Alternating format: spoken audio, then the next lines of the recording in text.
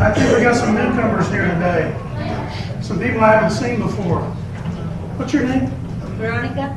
Veronica and Mike. Michael. Yes. Michael, welcome. Thank you. Welcome. Maybe we can all learn something today. I was debating. This happens every day. I get in a debating society in my mind, so I debate myself all the time. But what I was going to teach on this week, this is one of my favorite Torah portions of all time. For me, this is the beginning of what we're doing today, our religion, and worshiping our God, our Father Abraham. But as I was going over and over this Torah portion this week, and I went to the prison on Monday, I go to the prison on Monday, and I've got a couple of prisoner spiritual advisors that I depend on to give me insight. I will tell you, they keep me grounded. There's some guys over there that they know this stuff backwards and forwards. And they're all human. We make mistakes. I don't judge them, but I learned a long time ago over there that a friend of mine, a prisoner, we were talking one day, and he was talking about being behind the fence at a higher security prison. And he's a walker. And so he was walking with some guy, and another prisoner, after he got through walking, walked up to him and said, that guy's a murderer. So what? I mean, we're all in prison, we're all behind the fence here. What does it really matter? And he was telling me, he says, I learned then to never ask what anybody's in prison for, because it changes your perspective. We have this natural instinct to judge people. At least I do. It's probably just me. And because I had gotten into a couple situations where some of our prison ministers, if you will, some guys have come to me and said, hey, they're not outside this chapel. They're not. Who do you think they are? So I went and looked them up. You can look them up on OKDOC. Bad thing. Don't go looking people up. No, you can't. Not for me. Anyway, it just changes the perspective on how you look at people. That has nothing to do with this. So, I distracted here. So, Nikolai, go out. Genesis, our Torah portion this week is Genesis 12:1 to 17:27. 14:17, as the king of Sodom went out to meet him after his return from the slaughter of Chedorlaomer. The kings that were with him at the valley of Sheol, which is the king's dale. And Melchizedek, king of Salem, brought forth bread and wine. And he was the priest of Most High.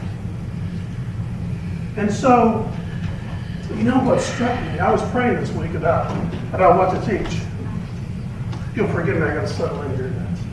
Calm down a little bit. And so, this is kind of one of those nuggets that's thrown out there, but there's not a whole lot about it. Melchizedek. And it just struck me. That's what Yahweh wanted me to talk about today. And so I spent all week going through the Talmud, the Tanakh, the Book of Jasper, Josephus, all over the internet on what I could find about this. And it's all over the place. I don't know how many of you have ever looked into this, but it is all over the place. Now I will tell you, let me precede everything I say today, not all of this is scripture. Because when you go in the Talmud and you go in the Tanakh, a lot of those things are oral Torah from the sages and the Pharisees. Some true, some fabled. It's an interesting conversation, but the important part at the end, you got to wait till the end, is biblical, scriptural, and true. So we'll get to that in a little bit. So back to the Torah portion. You know, I have this vivid imagination. And so I'm picturing our father Abraham as he's in his homeland at 75 years of age. And Yahweh comes to him and said, hey, you got to get out of there. I want you to go over here. Well, that over there is only about 600 miles away. So pack your donkey and your wife, who's 65 years old, and don't take anybody else. See how long it's going to take you to get. That'd be like going from here to Albuquerque on a donkey and in the heat and taking all your possessions, leaving all your family, everything you've ever known. But I'm sure most of us know the backstory on Abraham. His father owned an idol shop. And Abraham spent a lot of time, believe it or not, worshiping Yahweh and promoting Yahweh's name in that idol shop, discouraging. His father would leave him there to man the idol shop for him. He would break idols. He would tell people they don't need these things. Hey, why don't you talk about this instead of that? So he began his life kind of in the ministry. So Abraham packs up his wife, his possessions, and travels 600 miles away. Ends up in the land of Canaan, Israel. Well, there's quite a bit of testing going on here. And I'm sure all of us here today, maybe not, maybe it's just me again, have been tested. And one or two times in our life. You know, I've always kind of looked at that, and scripturally, Yahweh is seasoning us to take us where we need to be so he can use us for whatever he needs to use us for. And so, he was seasoning Abraham. So when Abraham shows up in the land of Canaan, lo and behold, there's a famine going on. There's no way for him to survive there. So he runs down to Egypt, a few blocks away, another few hundred miles away.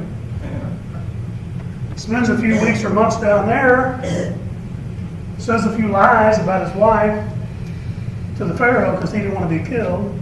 Said Sarah's a sister. Pharaoh found out pretty quickly because God was punishing him for having Sarah. They eventually come back. He's a wealthy man now because Pharaoh blessed him. Yahweh blessed him through Pharaoh. He shows back up with his nephew Lot. Excuse me. They've got so many animals they can't support 2 tribes of animals and people, and so they decide to go their separate ways.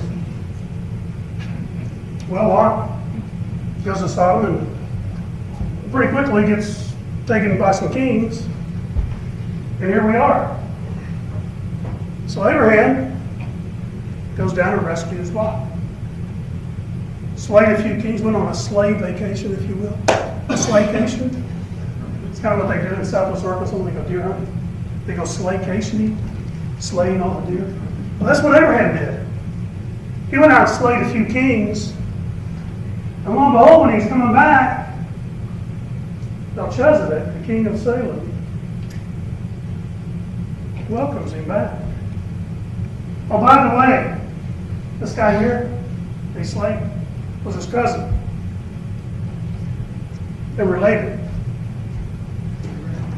And so, interesting story. Go ahead. Abraham's cousin? Yes. Okay. And also, you'll see here, the storyline, there's a lot of relationships happening right here that are not really foretold in the scripture. They are throughout the scripture. You've got to dig for them. So here's Melchizedek on the right. On the right, here's Abraham. This is a portrait that hangs in D.C. That's a really cool portrait. Next slide. So here's what Melchizedek stands for: King Righteousness. Now there are some Christian sayings it's the righteous king. That's not what it stands for. You can see what it says. Those of you keeping score at home, it's 4442. And it literally means my king or just righteous, king righteous. Next one. So who and what is Melchizedek? Melchizedek's a title like Pharaoh or Caesar. That's not a name. That's a title. He's a king. And there just happens to be an order in Melchizedek. I'm sure most of you know that already. I hope I'm not boring the guys that know all this, because I learned a lot this week, going from A to Z. And so there's 3 books in the Bible that mention Melchizedek.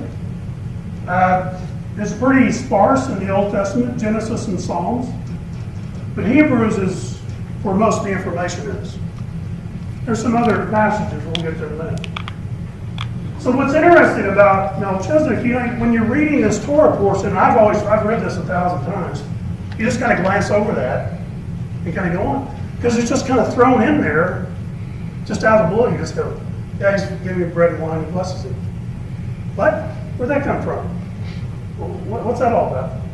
And so what's interesting, Moses was really big on family history in the Bible, in the Torah. I mean, think about it. Everybody's family is described. Well, Melchizedek has no recorded family in the Bible. Well, he does. We'll see here in a minute. There's some tidbits. And he was greater than Abraham and Aaron because he was a priest king. Normally, that's one or the other. Melchizedek is priest king. Who else do we know as priest king? Yeshua. So he ruled as a king, and he was in the city of Salem, which is Jerusalem, by the way. He ministered as a priest of Elohim, and he worshipped Elohim Most High. He blessed Abraham, and he received tribute from Abraham for blessing him. So we'll go through the references in the Bible here, and then we'll talk some more. So in 1418, Melchizedek, king of Salem, brought out bread and wine. Does that sound familiar? Bread and wine? Can I do that occasionally? Yeah. Like every time we meet. He was a priest of Melchizedek, goes to God Most High. Psalms 110:4, Adonai has sworn it, and he will never retract. You are Kohanim forever, to be compared with Melchizedek. So David is talking about Melchizedek. Hebrews 5:6, also as he says in another place, you are Kohanim forever, to be compared with Melchizedek.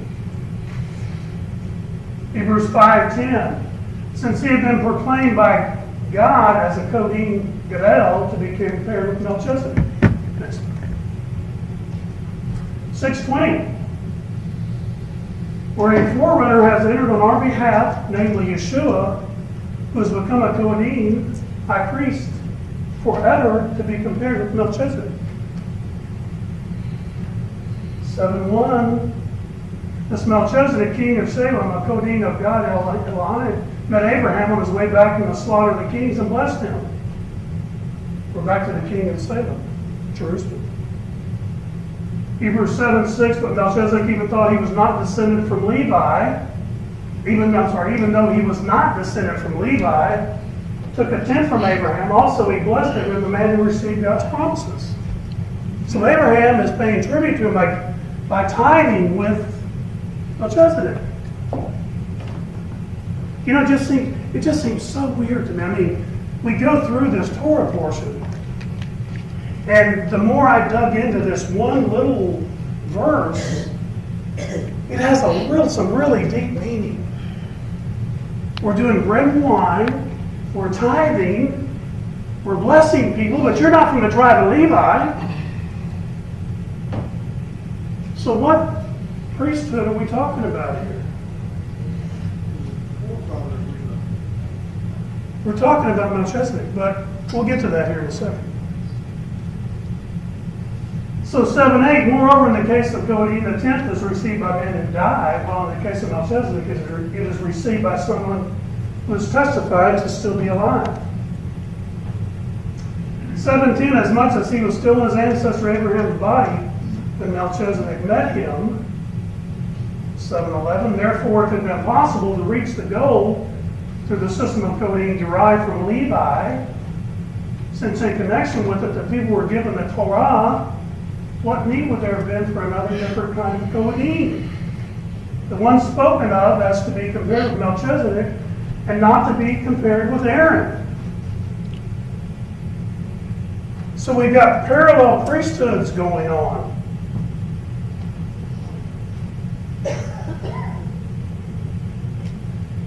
I had never really thought about that until I started studying this. And it becomes even clearer if a different kind of Kohanim, one like Melchizedek, arises. 7:17, for it is stated, you are a Kohanim forever. Forever. There's only one forever, right?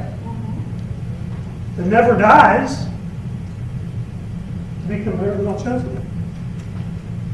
So, Melchizedek has no recorded family in the Bible, or does he? Moses never spends time addressing Melchizedek's genealogy. There's no mention of his birth or parents. There's never a mention of his death. This is highly unusual considering how careful Moses is to always record the beginning and end of every significant person in the story of Israel. The genealogy of Genesis are the key features connecting the events of the garden to the Messiah, who comes to correct for the mistake of Adam. And yet there's a very important player who's never linked to any genealogy. Neither beginning of days nor end of life.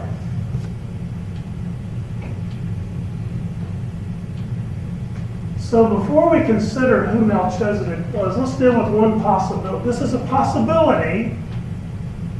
Have an open mind here. I know this may be controversial to some people, not to me. It makes all perfect sense when you put it together. Many of us have noticed the unique characteristics of this man create a clear and obvious picture of Yeshua. Yeshua is the King of righteousness. He's the King of peace.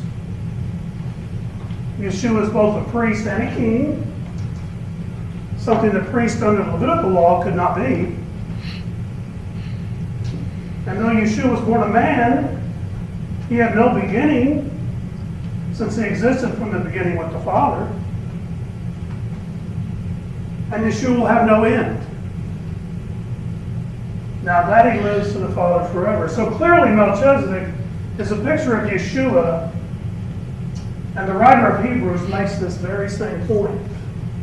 So here's kind of a comparison between the Melchizedek that we're talking about in Genesis to the Messiah. He's a king of righteousness.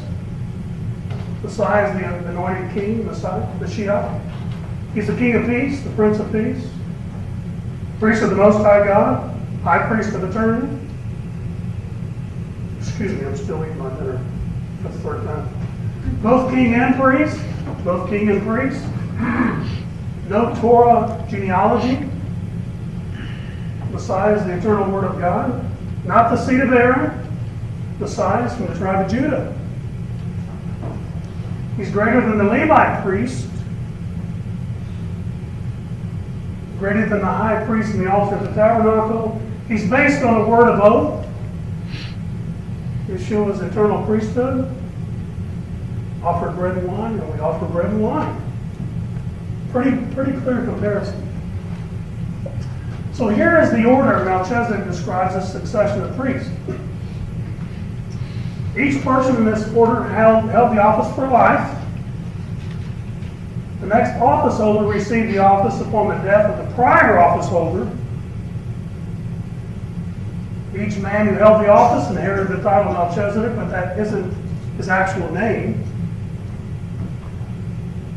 So this name of this man was obscured by Moses, who only recorded his title. But we find a critical clue in 2 Peter 2:5. Peter declares that Noah was the preacher of righteousness in his day.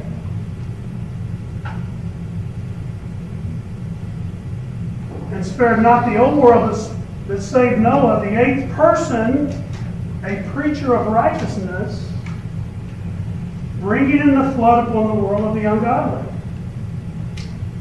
The more literal translation reveals that Peter was saying Noah was the eighth person of righteousness. And it was also true he was the eighth person on the ark. But he was calling Noah an eighth person of righteousness. As in the eighth man in the order or succession of people called righteous. So we think about it for a minute. Since Noah, the Yahweh called righteous, he must have been the king. He was in charge of the other 7 people and all the animals. He must have been the one to carry forward Yahweh's message. So he must have been a priest. He was righteous. We're going to get back to where we're going to get there here in a second. I see you going. Where are you going with this? So from Peter we learn that Noah was the 8th person to hold the office of Melchizedek. Next slide. So, here we go. Here's how this all fits into who Melchizedek was that Abraham met. So if you go back, you can see pretty easily Shem, we're starting with Shem is who met Abraham.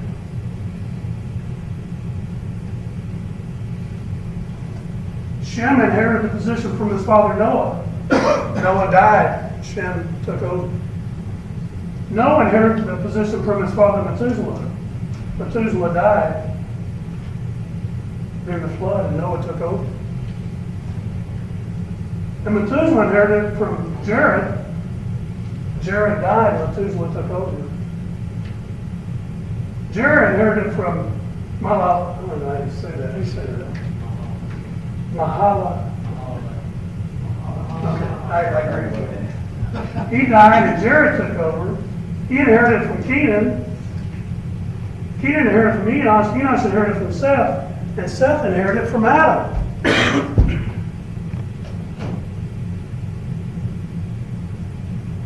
We have a pretty clear picture of who Melchizedek could be from the beginning. Even though Moses doesn't tell us that in Genesis during that affair. And it's still, I'm still scratching my head about that because they were real important. Genealogy is real important to us. But it's easy to go through and see this. Now, again, have an open mind here. I went to the Talmud, the Tanakh, Book of Jasper, Josephus, a few other books. Most of them are pretty ambiguous, just like this is. They all kind of say the same thing. So let's talk about Shem for a minute, who he was.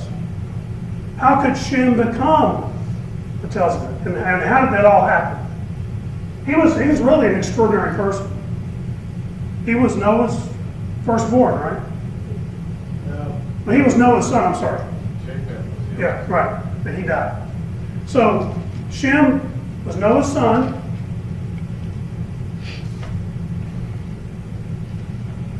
He served the patriarch Methuselah for 98 years before the flood. Methuselah directly knew Adam. Shem had witnessed firsthand the devastation of the flood and Yahweh's judgment upon the world. After the deluge, he settled in Salem, where he founded a school for Torah. It There wasn't a Torah, was there? Except from Elohim. Somebody had to carry this forward, right? The story from the garden, the Torah to that point. So Shem had a story, a Torah study that encourages his descendants to serve Yahweh. According to tradition, careful with those words. This is Pharisees and Sadducees stuff. Tradition, Shem was present at the circumcision of Adam, or Abraham, and Ishmael. Tradition again. And later Isaac studied with him after the Akkad ordeal. After the sacrificial. There wasn't a sacrifice for Isaac. He studied with Shem. Still later, Isaac's wife Rebekah went to visit him regarding the struggle of her pregnancy and was given the prophecy of the elder serving the younger. And when Jacob finally stole the blessing from Esau, he fled from his brother by going first to Shem's school in Salem. So all three of the patriarchs of Israel, Abraham, Isaac, and Jacob, personally knew Shem. Now Shem was Abraham's great-great-great-great-great-grandfather. So they were all in line, they were related.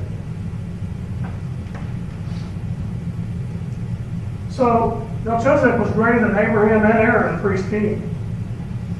Hebrews 7:6. Melchizedek, even though he was not descended from Levi, took a tenth from Abraham. Also, he blessed Abraham, the man who received God's promises. Hebrews 7:7 is beyond all dispute that the one who blesses has higher status than the one who receives the blessing. That's the way it works. And if Abraham looked up to Melchizedek and Aaron looked up to Abraham, and that puts the order of Melchizedek a deal higher up the totem pole than Aaron's priesthood. So he ruled as a king. He ruled the city of Salem, which later was Jerusalem. Melchizedek, king of Salem, poured out bread and wine. Melchizedek, king of Salem, the Kohen of God. Met Abraham on the way back from the slaughter of the kings and blessed him. So Abraham gave him a tenth of everything. Now, first of all, by translation of his name is King of Righteousness, then he is also King of Salem, which means King of Peace. He ministered as a priest of Elohim, received tribute from Abraham. He brought out bread and wine. He was high priest, God Most High. He blessed him with these words, "Blessed be Abraham by Elohim, the maker of heaven and earth." Elohim sent Melchizedek with food that refreshed his tired body and with a word that saved his soul from being defiled by pride and covetousness. So we can stop for a minute and think about this. So Abraham, he comes back from Egypt. He's a pretty high and mighty guy, right? I mean, he's living the high life up there in Canaan. And then you go slave. He had 318 soldiers, period. He went and slayed 4 kings and all their men. By the grace of God, he did that. And so, I'm sure Elaine's going, this guy is pumped up like a show dog. So maybe I better calm him down a little bit and put him in his right place. We got business to take care of. Like nations to raise and all this other biblical stuff we got going on. So he just happens to stick Melchizedek there. Hey, good job, Abraham. Let me bless you, sir. Let me also tell you something. This ain't about you. Had it not been for our Elohim, you probably wouldn't be sitting here today. So instead of you taking all those spoils that you took, maybe you should give me some of that. Because this is how we're going to do this. So this is how Yahweh is going to teach. We're going to start teaching Abraham how things work in the kingdom. It is always just kind of, again, I'm sure most of us just kind of blown right past that verse and go, okay. So there's this priest out in the desert, and bless you, give me 10, see you later. What? Where'd that come from? So Melchizedek, even though he was not descended from Levi, took a tenth from Abraham. Also, he blessed Abraham, the man who received God's promises. Consider how Melchizedek, without any show or pomp, or publicity, or advertisement, appeared quietly out of nowhere and gave Abraham just what he needed. Just exactly. I don't know about you, but for me, occasionally that happens. Yahweh blesses me and gives me just what I need. Not what I want, but just what I need. That's what I saw in this picture. He provides my bodily needs, all my food, drink, a warm place to live, a loving wife, and weed all to go with it. And then he also provides the right words to me when I ask. The key is when I ask. Because if you're like I am, I know you're not, but sometimes I've got to be prodded with a little suffering to ask. God help me. Because I've used my needs, I've used my skill up here. So he provided the right words to save Abraham from pride and covetousness.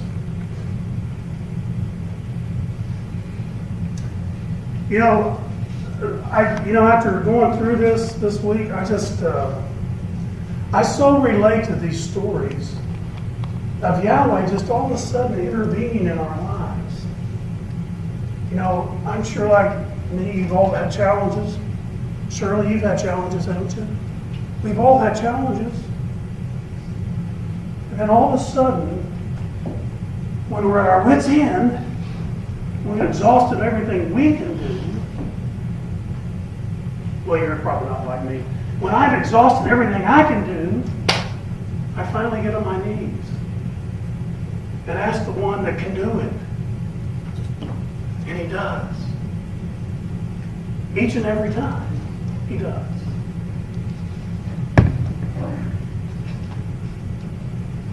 And so, we have Abraham the beginning of who we are as a people, being taught these lessons from the beginning. Which tells me this wasn't just all of a sudden, okay, today we're going to do it this way. No, this is from the beginning. From the beginning, this is how it works. So why did another lesser priesthood emerge in the law of Moses? I'm talking about Levitical priesthood. Is what I'm talking about. If Melchizedek is over the Aaronic priesthood, which is Levitical priesthood, that's a lesser priesthood, right? That's the way I see it. It was given as a part of the law to instruct and guard Israel while the world waited for the final Melchizedek, Yeshua, the sacrifice to remove our sin comes. Remember, there's nothing wrong or bad with the Mosaic law. That's not what this is about. It has multiple good purposes in God's economy, including revealing humanity's sinful nature, as in Romans 3:20. For in his sight, no one alive will be considered righteous on the ground of legalistic observance of Torah commands. Because what Torah really does is show people how sinful they really are. Deuteronomy 4:6, therefore observe them and follow them, for then all peoples will see you as having wisdom and understanding. When they hear of these laws, they will say, this great nation is surely a wise and understanding people, demonstrating Yahweh's wisdom. Isaiah 42:21, Adonai was pleased, but for his righteousness' sake, to make the Torah great and glorious, showing his righteousness. In Romans 7:12, so the Torah is holy, that is, the commandment is holy, just and good, holiness. So according to the law of Moses, only men in the tribe of Levi and the family of Aaron could be priests. On the other hand, according to the blessing pronounced by Jacob on his sons, the Messiah would come from the tribe of Judah. But if Messiah must come through Judah, then that would mean the Messiah couldn't qualify as a priest under the law. Right? Messiah had to come in the order of Melchizedek. Rather than the Levitical showing the superiority of the Melchizedek priesthood. The Melchizedek, right? Psalms 110, David wrote that the Messiah would be a priest in the order of Melchizedek forever. Forever. Adonai has sworn it, and it will never retract. You are Kohanim forever, to be compared with Melchizedek. So, the order of Melchizedek is the priesthood associated with the seed promise given to Adam and woman and carried down to Abraham, Isaac, and Jacob. It was established not on the basis of works of law, by the word or oath or promise of Elohim. By this priesthood, men are made righteous because it depends on the righteousness of our Adonai and not on our own.